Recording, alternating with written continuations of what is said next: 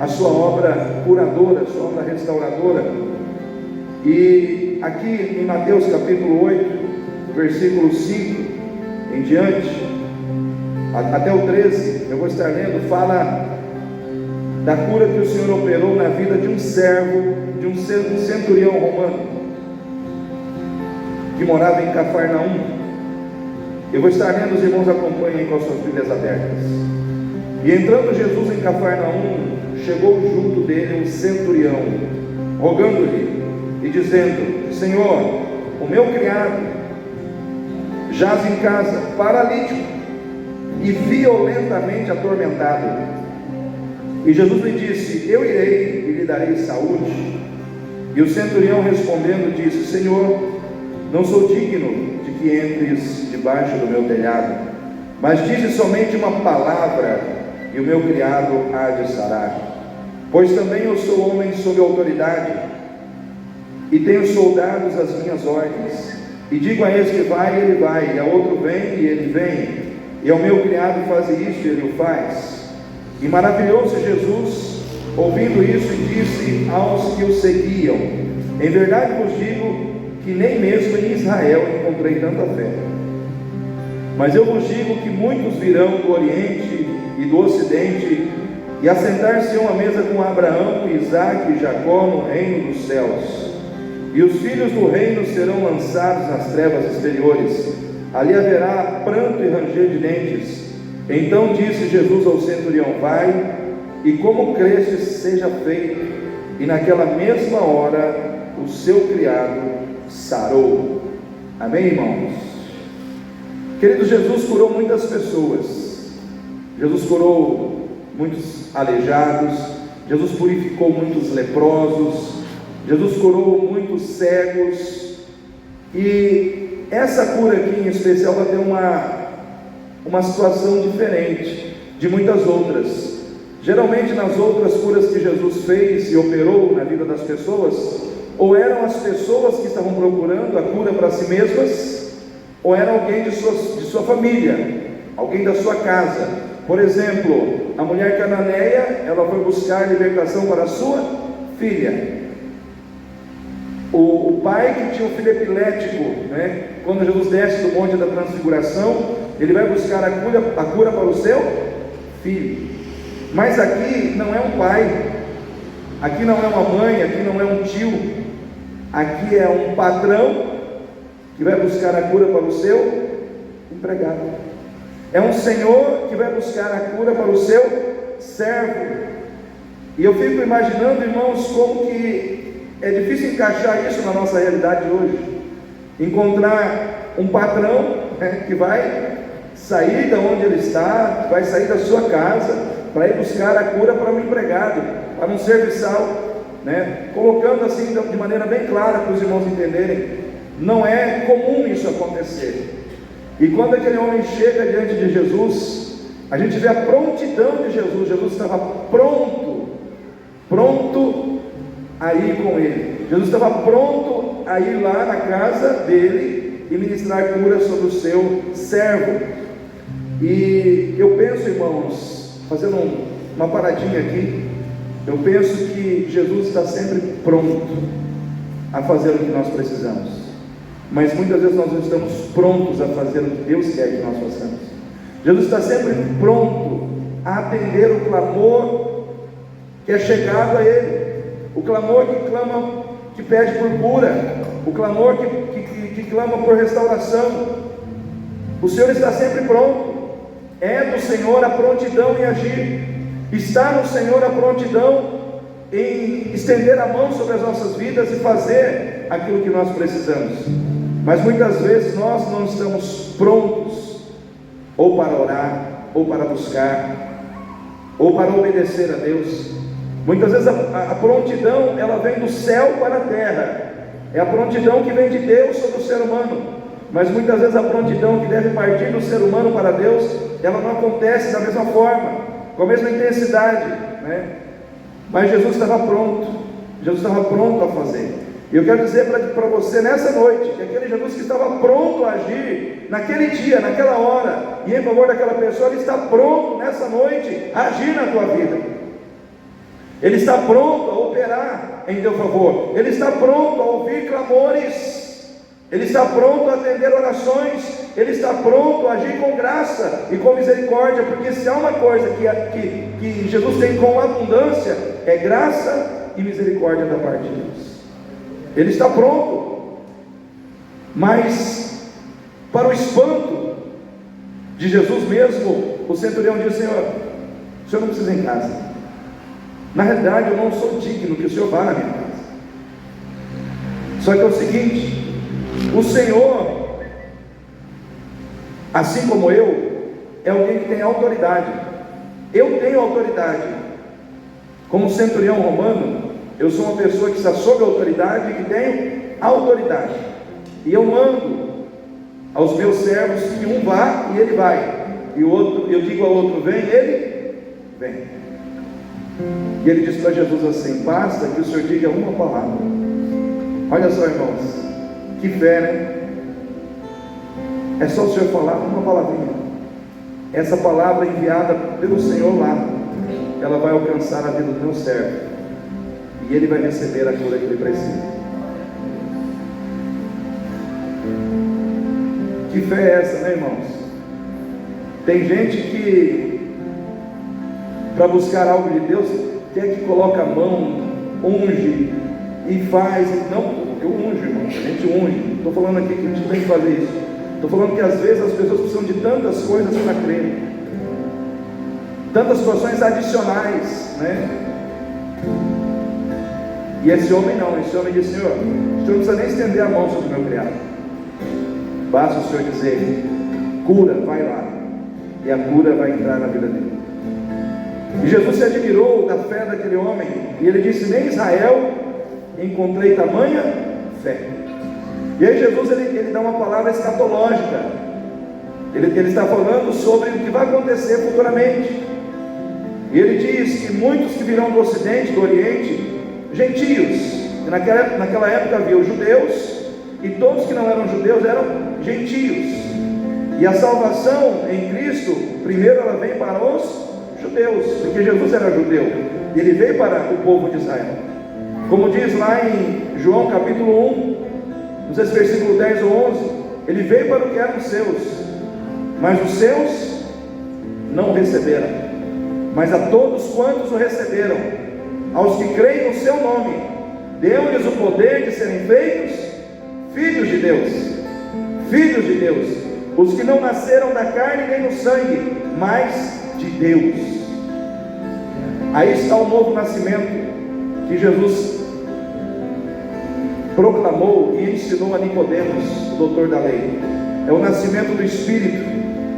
Não importa se é judeu, se é grego, se é gentil, o que importa é que aquele que crer no Senhor Jesus e recebê-lo na sua vida como Senhor e Salvador, nascerá de novo, será reconhecido por Deus como filho, receberá a salvação e a vida eterna para sempre. Amém? Queridos, essa é a verdade bíblica que ninguém pode negar. E Jesus ele fala: muitos virão do ocidente e do oriente, vão se assentar com Abraão, vão se assentar com Isaac, vão se assentar com Jacó à mesa. Mas os filhos do reino, aí eu vejo que ele está falando de muitos da nação de Israel, que o rejeitaram, que o desprezaram, muitos serão lançados nas trevas exteriores, onde haverá choro e ranger de dentes. Aí Jesus ele encerra aqui esse finalzinho do discurso com uma palavra profética, dizendo que não basta você ter privilégios se você não sabe aproveitar os privilégios que você tem. Vou repetir: não basta você ter privilégio se você não sabe aproveitar os privilégios que você tem. Que nem a história daquela mulher que ganhou uma passagem aérea para ir para um outro lugar, para uma outra cidade, ganhou uma premiação, e aí no avião, tudo que passava ali para ela comer,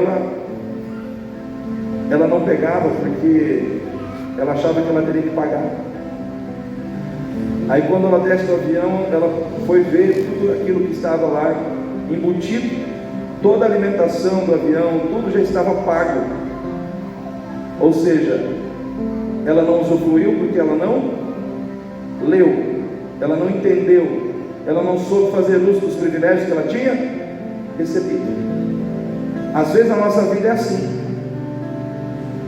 O povo de Israel recebeu o privilégio de ser o povo escolhido, mas não soube viver como um povo escolhido, não soube trazer para si o propósito de viver como um povo escolhido. Hoje nós, a igreja evangélica cristã, a igreja evangélica que crê no poder da graça de Deus, é o povo escolhido. Mas será que nós, como povo escolhido, hoje estamos sabendo aproveitar o privilégio que temos de poder abrir uma Bíblia e ler, de podermos buscar a Deus qualquer hora do dia e da noite, sem que ninguém nos impeça? Porque em muitos lugares não existe esse privilégio. Tem países que as pessoas não podem nem ter Bíblia. Nós podemos ter Bíblia, nós podemos estar dentro de uma igreja, nós podemos orar, nós podemos louvar a Deus, nós podemos cantar, nós podemos glorificar o nome do Senhor, nós temos estrutura, tem ventilador, tem cadeira. Irmãos, às vezes eu vejo os vídeos da África, onde os cristãos são perseguidos, aí você encontra lá apenas um lugar com as madeiras levantadas, o povo sentando nos toquinhos ou sentando no chão. Às vezes tem gente que não tem nem toquinho, às vezes senta no chão mesmo, e não tem piso que nem tem aqui, lá é terra, mas o povo atravessa distâncias a pé para chegar lá e dar glória ao Senhor Jesus, para dar glória ao Salvador. E às vezes nós não valorizamos estar dentro da igreja, não valorizamos o privilégio de poder adorar ao Senhor. Mas, queridos, eu quero falar com você nessa noite sobre algumas lições, além do que a gente já tem ministrado aqui, algumas lições que a gente encontra nesse encontro de Jesus com o centurião romano.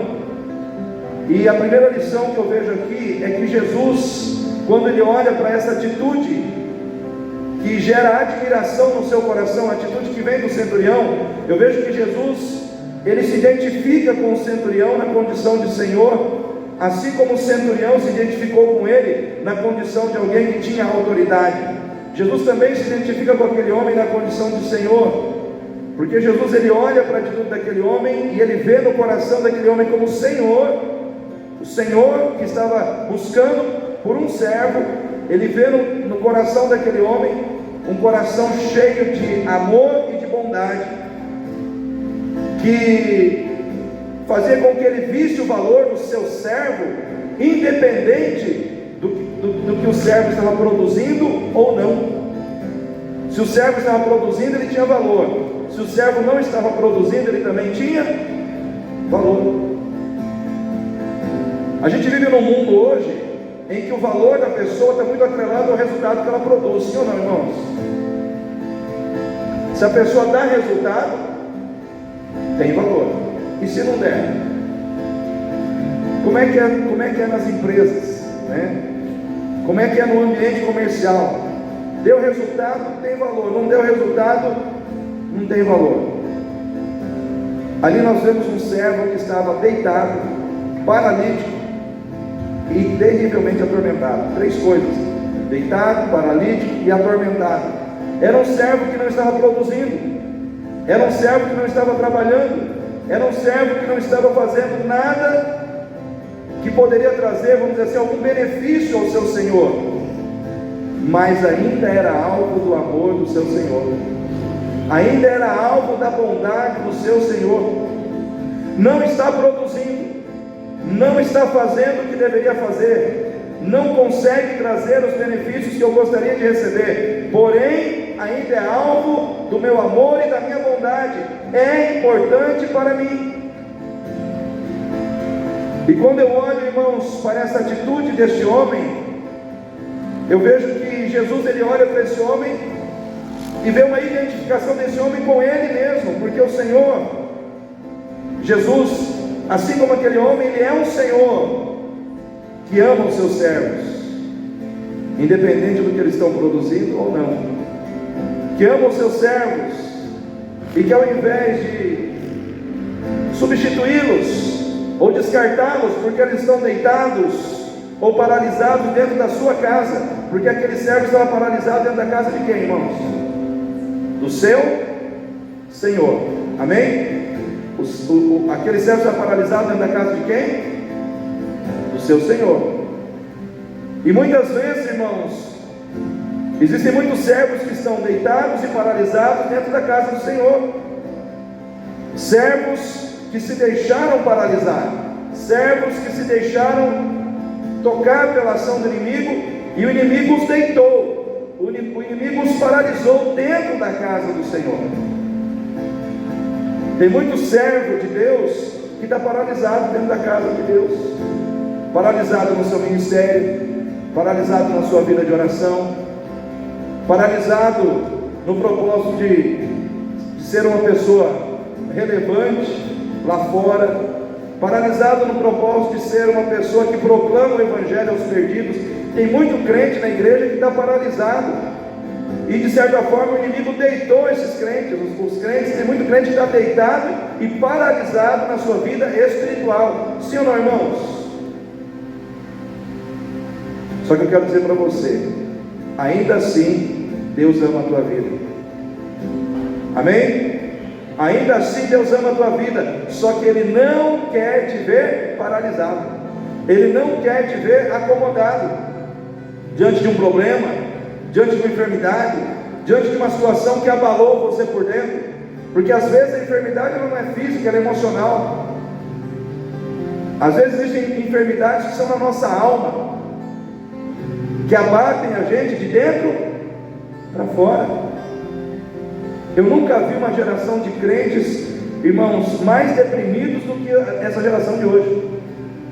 Nunca se falou tanto de depressão, de desânimo, né, de falta de forças, do que a gente ouve falar hoje na vida dos crentes de hoje.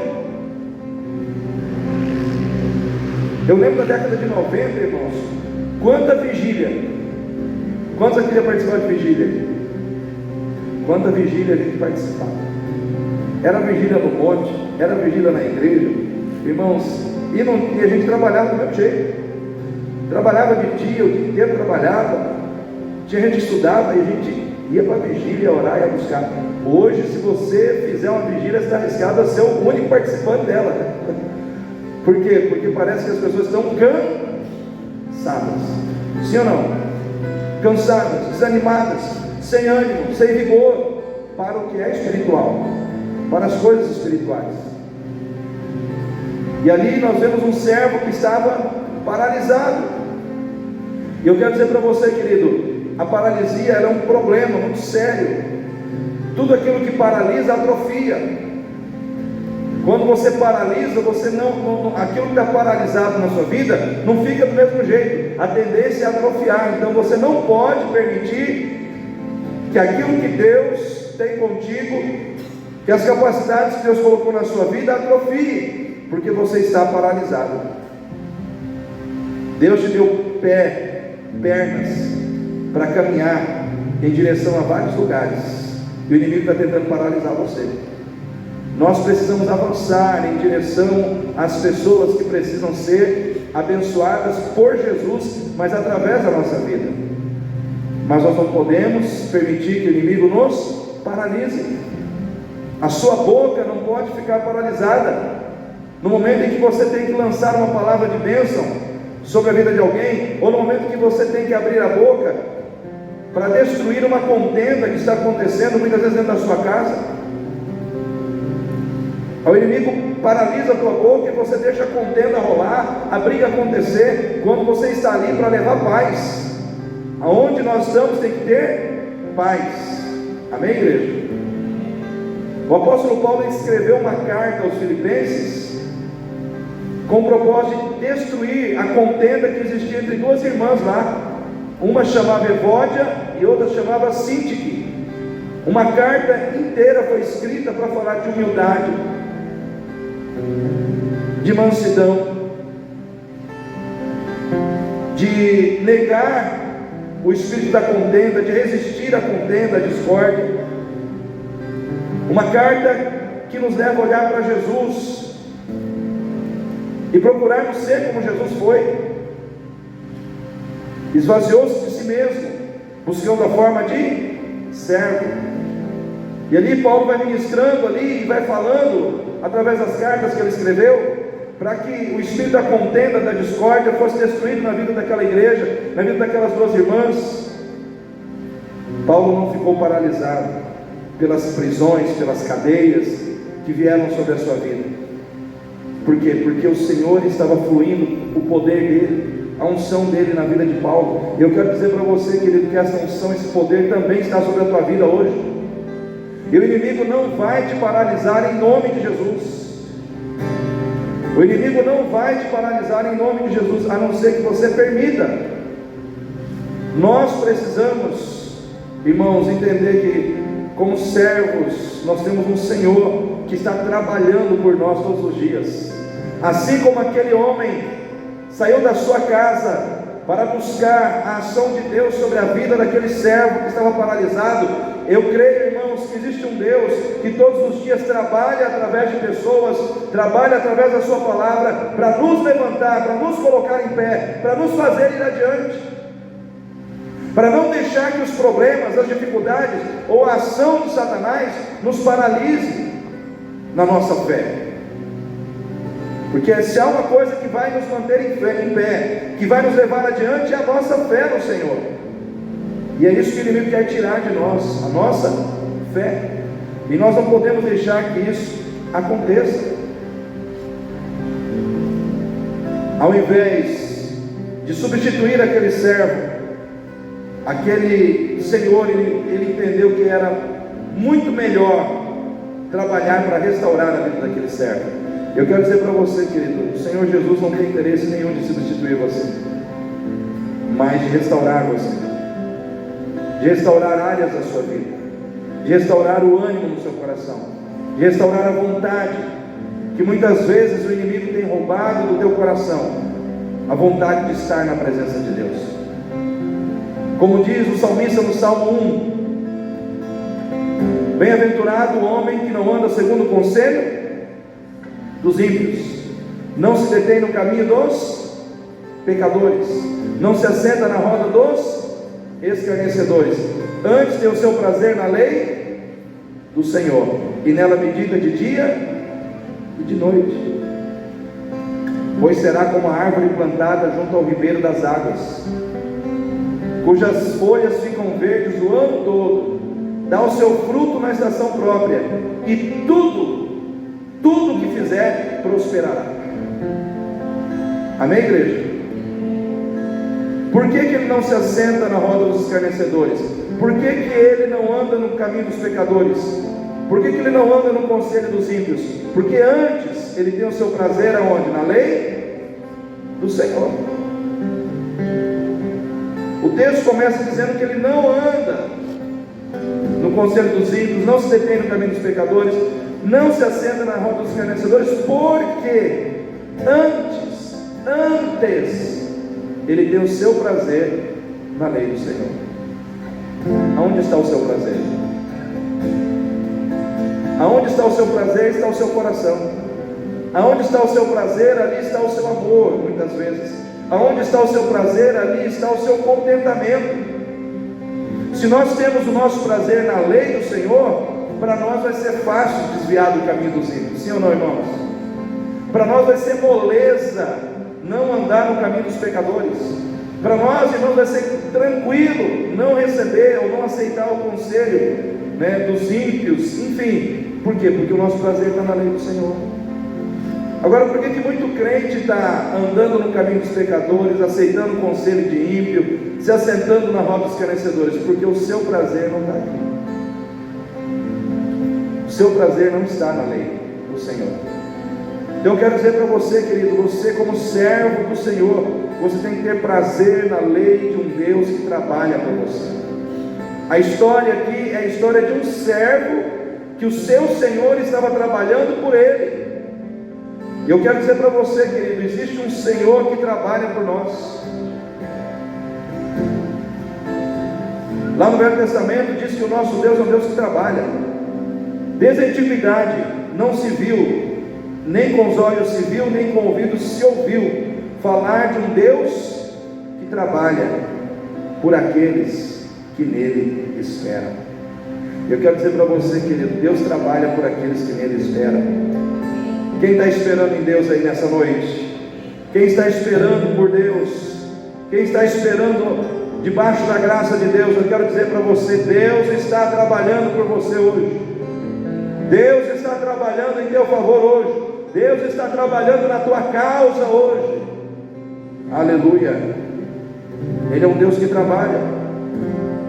Quando nós, irmãos, comparamos a vida do centurião com a vida do Senhor Jesus, e comparamos a casa do centurião com a casa do Senhor, nós recebemos um alerta. Qual alerta que é esse? De que na casa do Senhor muitas vezes existem pessoas paralisadas e atormentadas. Às vezes existem pessoas paralisadas e atormentadas. É o que diz o texto, que aquele criado não estava só paralítico, ele estava atormentado. Existem questões físicas na nossa vida, existem problemas que são físicos, mas existem situações que são espirituais. Eu vejo que tormento ou atormentação são situações, são ações que vêm do próprio Satanás para tirar a nossa paz. Aquela ideia de que há na igreja, aquela imagem que a gente cria na nossa cabeça de que todo mundo que está na igreja é vitorioso, todo mundo que está na igreja é espiritual, todo mundo que está na igreja é crente de verdade, ou todo mundo que está na igreja está com a vida resolvida. Não é bem assim, irmãos. Essa situação muitas vezes é muito de aparência.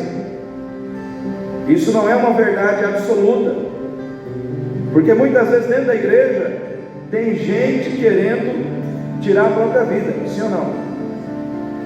Às vezes dentro da igreja tem gente querendo cometer suicídio. Às vezes dentro da igreja tem gente querendo separar, pensando em chutar, desculpa a expressão, o pau da barraca e pedir o divórcio, acabar com o casamento. Dentro da igreja tem gente depressiva. Dentro da igreja tem gente muitas vezes querendo desistir da própria igreja. Dentro da igreja, irmãos, tem gente com problemas emocionais, tem gente com traumas. Sim ou não, irmãos?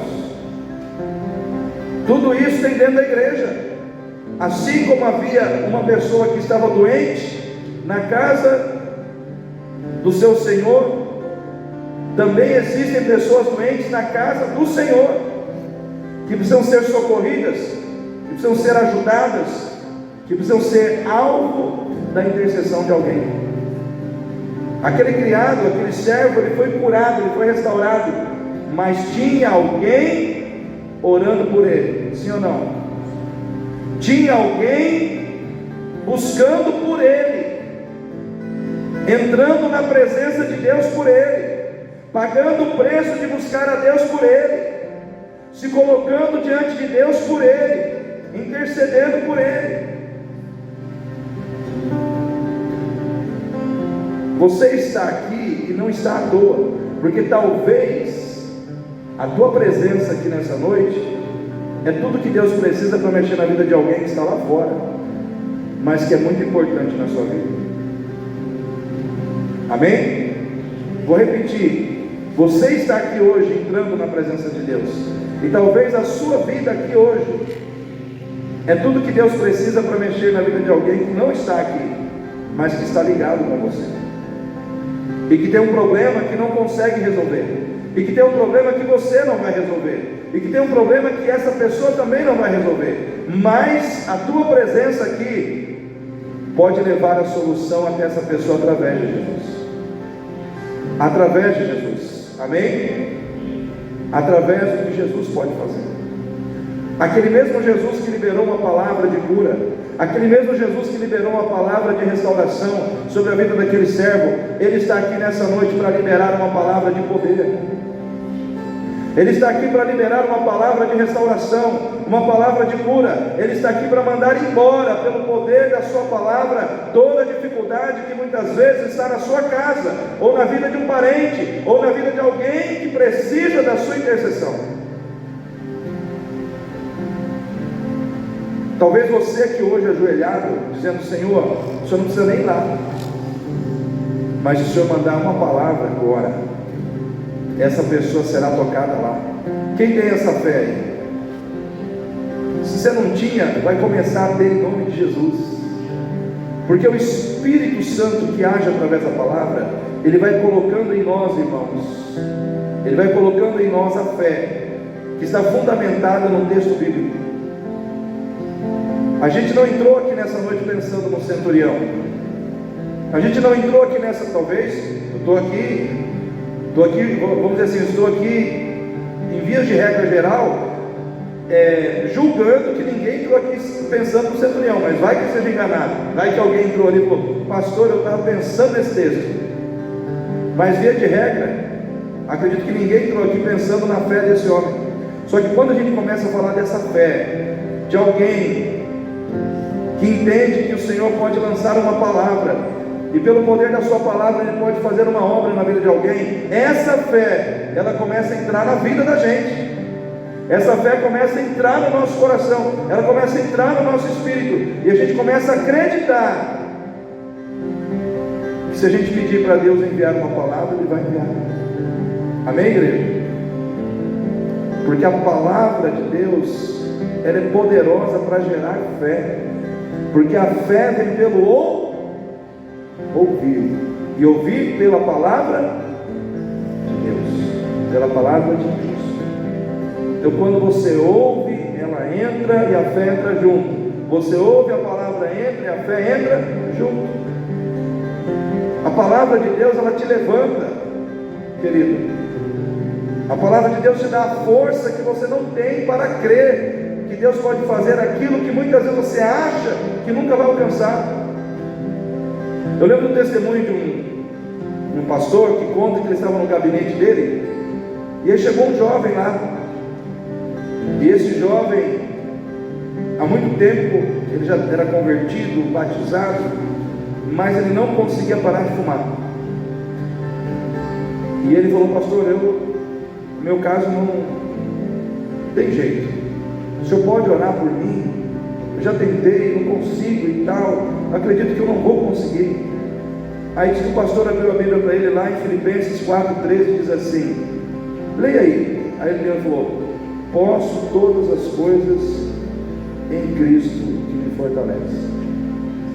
Aí ele falou assim: então ora aí, dizendo que você não pode todas as coisas em Cristo.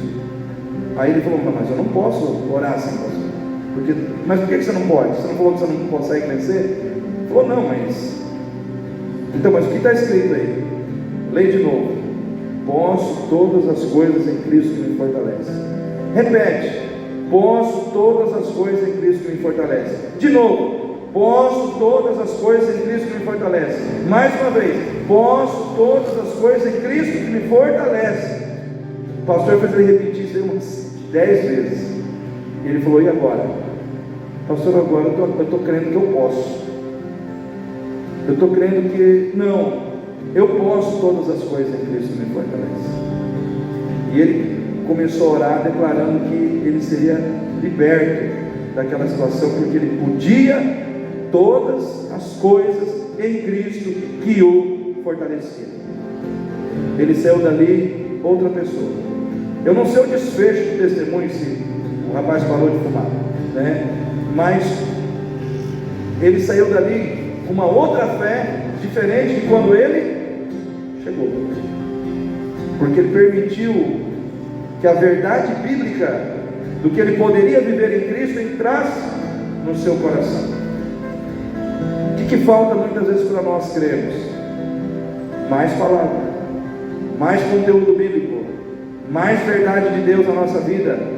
Irmãos, aquele homem, ele acreditou dessa forma e viu o milagre acontecer. Na casa de Deus existem pessoas que precisam ser libertas do tormento que muitas vezes o inimigo lança. O inimigo é especialista em gerar tormento na vida dos crentes, porque a partir do momento, irmão, que você aceitou Jesus, você ganhou um inimigo terrível chamado Satanás. Ele não descansa 24 horas por dia trabalhando contra a sua vida. Tem crente que fala assim: pastor, mas eu não estou nem mexendo com o diabo. Você não precisa mexer.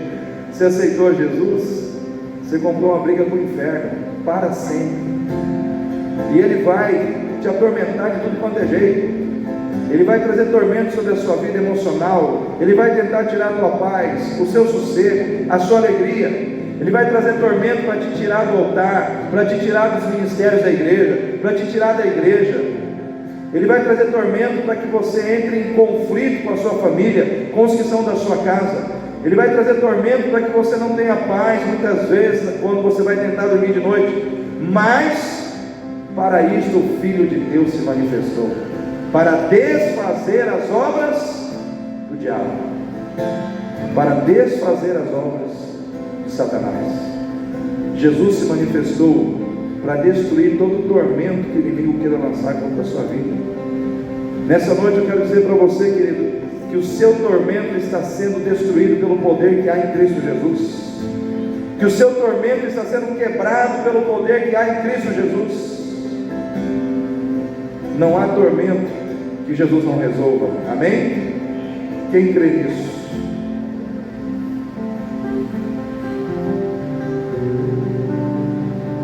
O Senhor ficou impressionado com a fé daquele homem.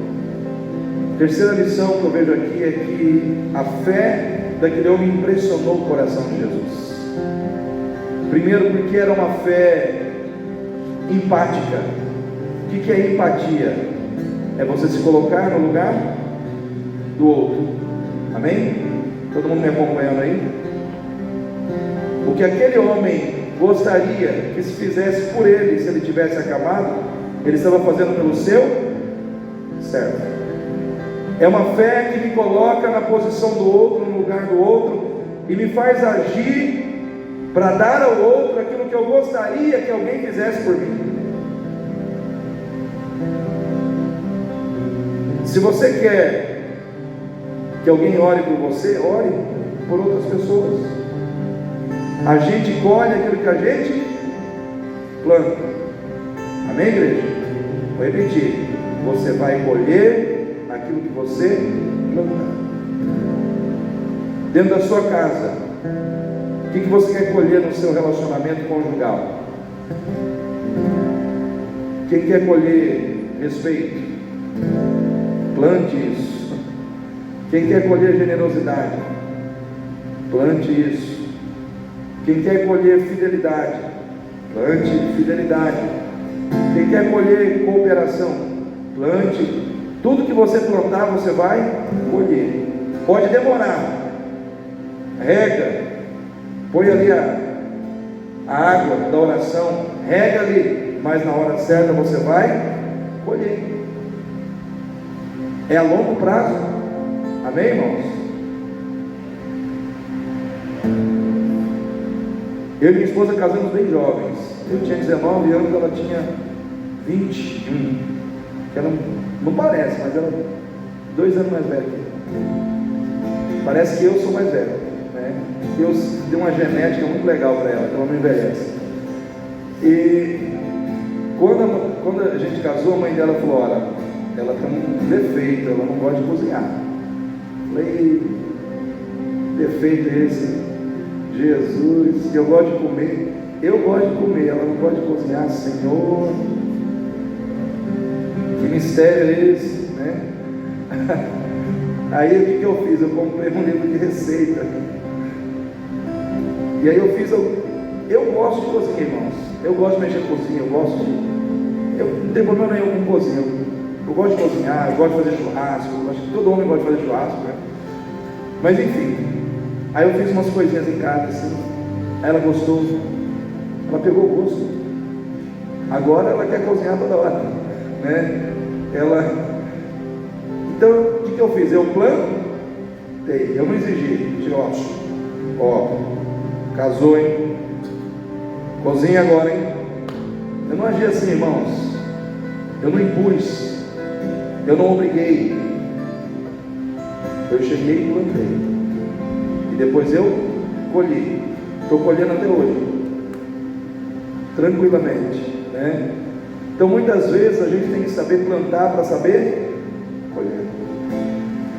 Às vezes viver é uma experiência gratificante quando a gente não é egoísta, quando a gente não é orgulhoso.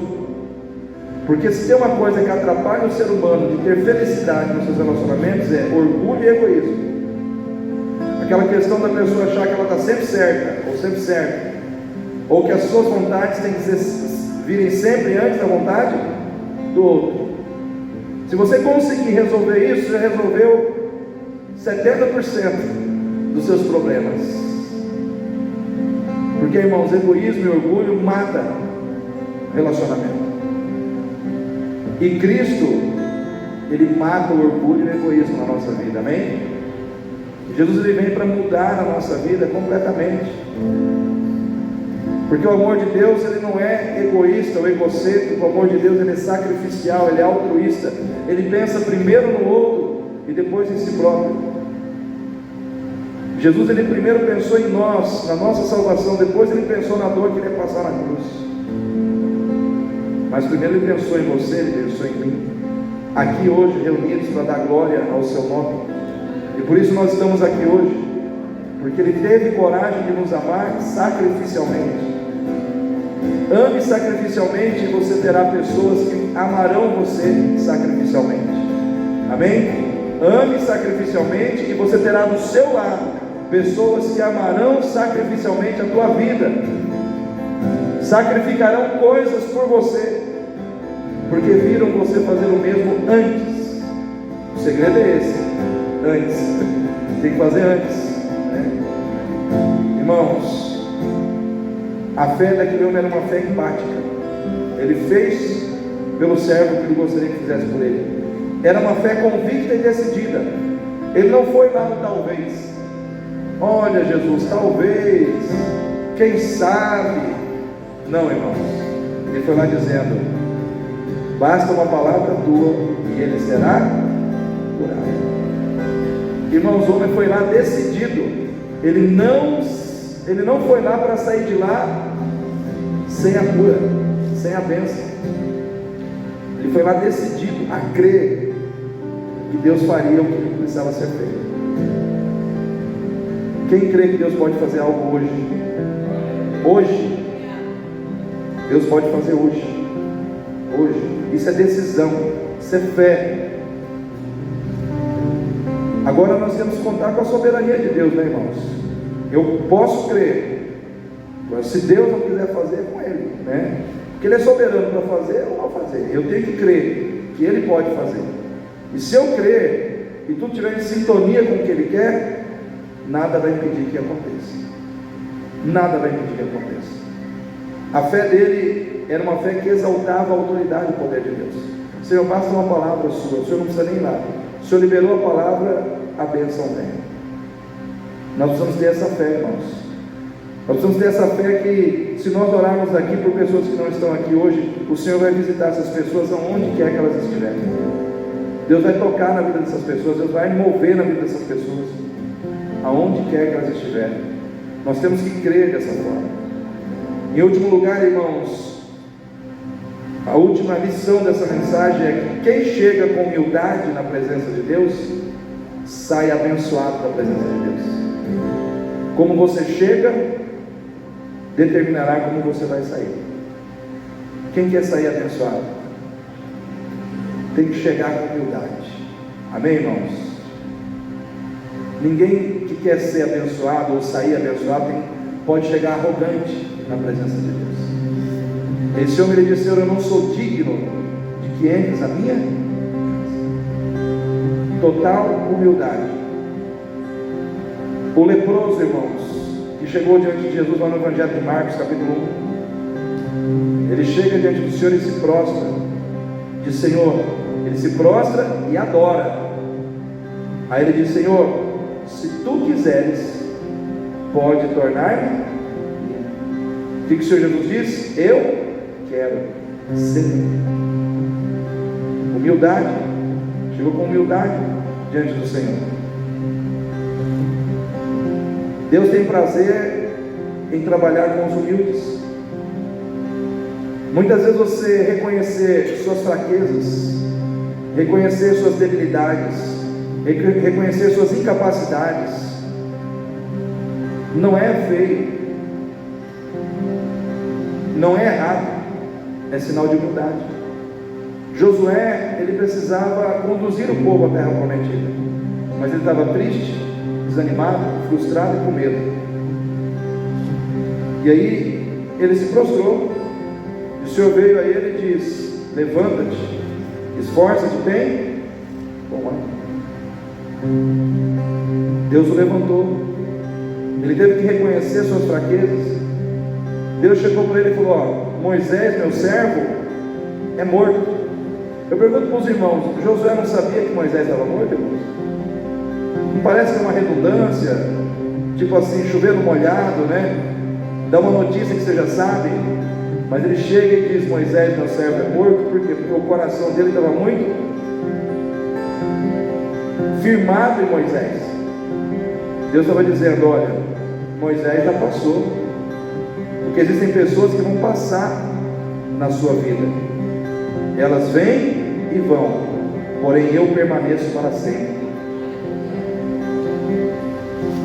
Pessoas vêm e vão, pessoas ficam um tempo com você, ou elas vão porque elas te abandonam, ou elas vão porque elas morrem, mas elas vão.